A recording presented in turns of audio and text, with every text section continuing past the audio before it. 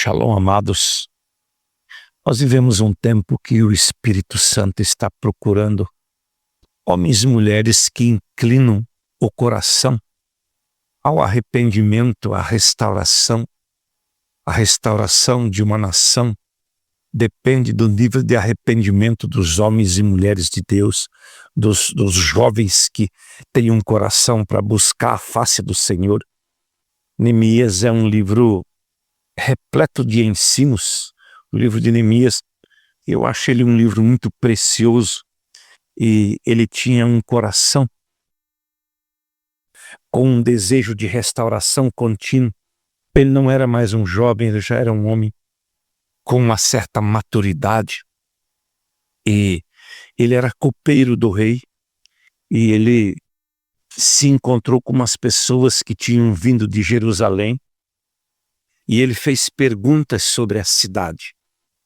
E quando ele ouviu como estava o desprezo, como estava o lugar do povo de Deus, ele entrou em um lugar de tristeza, ele começou a chorar e lamentou por uns dias, ele esteve jejuando, clamando, e quando ele vai interceder, ele diz: Deus grande e terrível, que guarda aliança e benignidade com os que te amam e guardam os teus mandamentos. Ele sabia de duas coisas.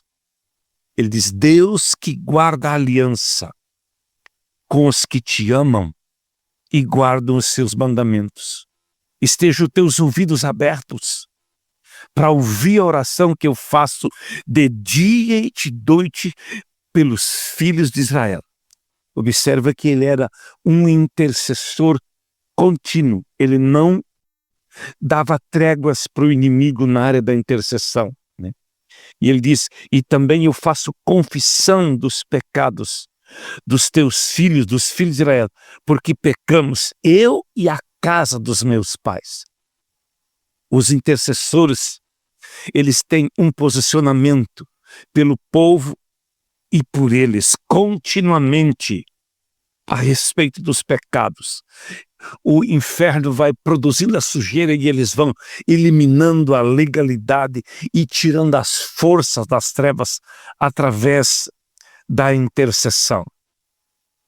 Quando ele vai falando sobre essa intercessão, lá no versículo 11 do capítulo 1 de Neemias, ele diz assim: Ah, Senhor, estejam, pois, atentos teus ouvidos à oração do teu servo e à oração dos teus servos que desejam temer o teu nome. Observa, porque Deus procura corações que tenham temor de Deus. Ele diz: Senhor, inclina os teus ouvidos. E ele fala da oração dele, e ele diz: da oração dos teus servos que desejam temer o teu nome. Faze prosperar hoje teu servo, dá-lhe graça perante esse homem. Então eu era copeiro do rei. E a Bíblia diz que o rei olhou para Neemias e viu o coração dele triste. E o rei faz uma pergunta: por que está triste seu coração? Ele viu algo na vida de Neemias, ele viu algo que precisava ser respondido. Às vezes você encontra pessoas que estão tristes, cheio de raiva, cheio de vingança, cheio de ódio, e o inimigo fica o tempo inteiro procurando pessoas assim.